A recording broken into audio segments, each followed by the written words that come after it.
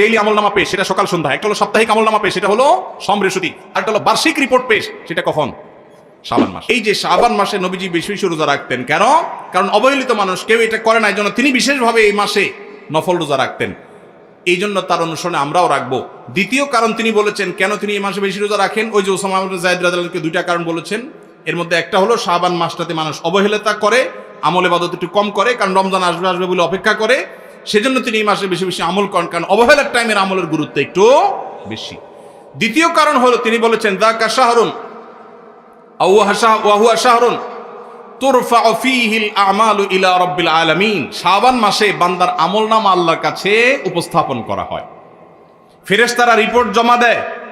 ফাউহিব্বু আন ইউরফা আমালি ওয়া আনা সাইম, নবীজি বলেছেন আমি চাই আমার আমলনামা যখন ফেরেশতাদের কাছে পেশ করা হবে তখন আমি যেন রোজাদার থাকি। কারণ আপনি কোথাও চাকরি করেন, সিরিয়াস ডিউটি করেন, একবারও আপনার বস আসে না, একটু মোবাইলটা মাত্র হাতে নিছেন ফেসবুকটা টিপার জন্য, আর তাকায় দেখেন পিছের দিকে বস এসে দাঁড়াইস, মেজাজটা কেমন লাগবে বলেন? খারাপ লাগবে না? আর আপনি অন্য সময় যাই করেন না করেন খুব সিরিয়াস মুডে কাজ করতেছেন, পিছনে তাকায় দেখেন মালিক এসে দাঁড়াইস, কলেজেটা শান্তি হয়ে যাবে না? যাক মাশাআল্লাহ, এই বেচারা এসে আমরা যখন কাজে দেখবে বলবে বাবা খুব ভালো মানুষ, তো বেতন বাড়বে, তাই না? নবীজি সাল্লাল্লাহু আলাইহি সাল্লাম বলছেন যে আমি শাবান মাসে বেশি বেশি নফল রোজা এই জন্য রাখি, ফেরেশতারা আমার সারা বছরের আমলনামা আল্লাহর কাছে রিপোর্ট জমা দেন, সারা বছর কি করেছি না করেছি তার সব হিসাব জমা দেন। আল্লাহ যখন আমার হিসাবের প্রতি মনোনিবেশ করেন, ওই অবস্থা যদি আল্লাহ সুবহানাহু ওয়া তাআলা তিনি দেখতে পান যে তার বান্দা আমি রোজা আছি, তাহলে আল্লাহ একটু অনুগ্রহ করবেন। এই জন্য আমি এই মাসে রোজা রাখি। তাহলে নবীজি সাল্লাল্লাহু আলাইহি সাল্লাম শাবান মাসের রোজা দুইটা কারণ পাওয়া গেল। এক তো হলো গাফলতির সময় সেজন্য তিনি রোজা রাখতেন, দ্বিতীয়ত হলো এই মাসে বান্দার আমলনামা পেশ হয় সেজন্য তিনি রোজা রাখতেন। এই দুই কারণ আমাদের বেলায়ও আছে না নাই? তাহলে আমাদের রোজা রাখা উচিত না উচিত না? চেষ্টা করবো তো ইনশাআল্লাহ। ভাইরা আমার, একটা প্রশ্ন আপনাদের মনে হইতে পারে, সেটা হলো আমরা তো শুনছি মানুষের আমলনামা সকালে বিকালে আল্লাহর কাছে জমা হয়, ফেরেশতারা জমা করে, আবার এখন শুনলাম শাবান মাসে জমা হয়, তাহলে দুই রকম হলো যে? এর উত্তর হলো আল্লাহ রাব্বুল আলামিনের কাছে আল্লাহর ফেরেশতারা মানুষের আমলনামাকে তিন ধাপে, তিন স্তরে, তিনটা লেয়ারে, তিনটা সময়ে আলাদা আলাদা ভাবে উপস্থাপন করে। একটা হলো প্রাত্যহিক রিপোর্ট, প্রাত্যহিক আমলনামা, ডেইলি, প্রতিদিনের আমলনামা সকাল এবং সন্ধ্যায়। সারা রাত আপনি কি করেছেন? ওয়াজ শুনেছেন না গান শুনেছেন? ভালো কাজ করেছেন না মন্দ কাজ করেছেন? সারা রাতে কি করেছেন? প্রত্যেকটা মানুষের হিসাব আল্লাহ রাব্বুল আলামিনের কাছে প্রত্যেকটা ভোরে ওই রাতের ডিউটি থাকা ফেরেশতারা জমা দেন। আবার সারাদিন আমরা যা করি না করি সন্ধ্যায় সারাদিনের ডিউটিতে রত ফেরেশতারা আল্লাহর কাছে জমা দেন। তাহলে বান্দার আমলনামা, বান্দার রিপোর্ট জমা দেওয়া হয় একটা হলো প্রাত্যহিক, প্রতিদিন। সেটা কখন? সকাল এবং সন্ধ্যা। বান্দার আমলনামা জমা দেওয়া হয় আরেকটা লেয়ারে, সেটা হলো প্রত্যেক সপ্তাহে 2 দিন, সোমবার এবং বৃহস্পতিবার। নবীজি সাল্লাল্লাহু আলাইহি ওয়াসাল্লাম যেন সোমবার বৃহস্পতিবার রোজা রাখতেন, কারণ সোমবার এবং বৃহস্পতিবার বান্দার আমলনামা ফেরেশতারা আল্লাহর কাছে পেশ করেন। তাহলে একটা হলো ডেইলি আমলনামা পেশ, সেটা সকাল সন্ধ্যা। একটা হলো সাপ্তাহিক আমলনামা পেশ, সেটা হলো সোম বৃহস্পতি। আর একটা হলো বার্ষিক রিপোর্ট পেশ, সেটা কখন? শাবান মাস।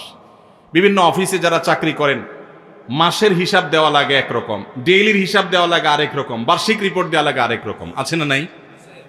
ঠিক একইভাবে আল্লাহ রাব্বুল আলামিনের কাছে আমাদের আমলনামা পেশ করা হয়। ভাইরা আমার, সেজন্য এই রিপোর্ট জমা দেওয়ার সময়গুলোতে বান্দা বিশেষভাবে আমলে মনোযোগী হবে। এই জন্য নবী সাল্লাল্লাহু আলাইহি সাল্লাম বলেছেন ওয়াসাব্বিহু, আল্লাহ তাআলা বলেছেন কোরআনে কারীমে ওয়াসাব্বিহু বুকরাতাও ওয়া আসীলা, সকাল সন্ধ্যা আল্লাহর তাসবিহ পেশ করো।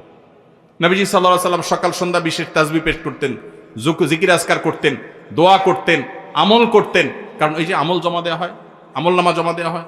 আবার সোমবার বৃহস্পতিবার রোজা রাখতেন, কারণ আমলনামা জমা দেওয়া হয়। আবার শাবান মাসে বেশি রোজা রাখতেন, কারণ আমলনামা জমা দেওয়া হয়। তাহলে আমলনামা জমা দেওয়ার 3টা লেয়ার আছে, মনে থাকবে তো ইনশাআল্লাহ।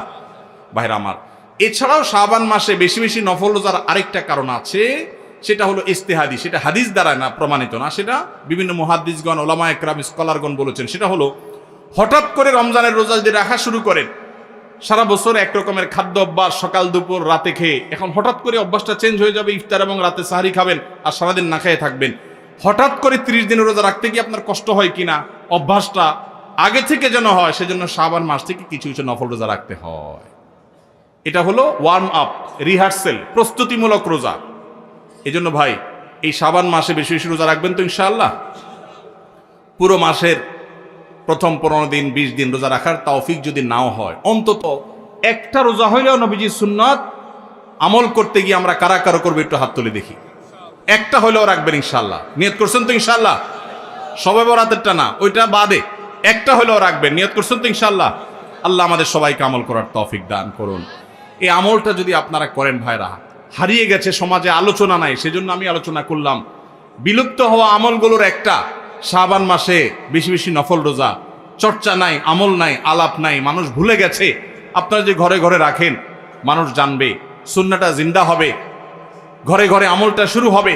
আপনি অন্য মানুষকে বলবেন একই কথা, তাকে উদ্বুদ্ধ করবেন, তাহলে নবী সাল্লাল্লাহু আলাইহি সাল্লামের ওই হাদিসের ফজিলত পাবেন। আপনি মৃত সুন্নতকে জিন্দা করলেন, সেই সওয়াবটা পাবেন। চেষ্টা করা যাবে তো ইনশাআল্লাহ? তো এই মাহফিল থেকে আমি সামারি করছি, কথা তো অনেকই বললাম।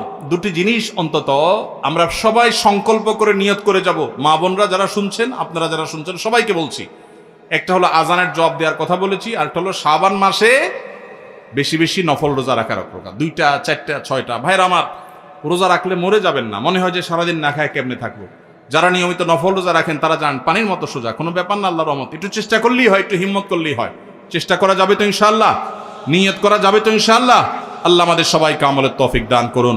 জাযাকুমুল্লাহু খাইরা ওয়া আখির দাওয়ানা আনিল হামদুলিল্লাহি রাব্বিল আলামিন।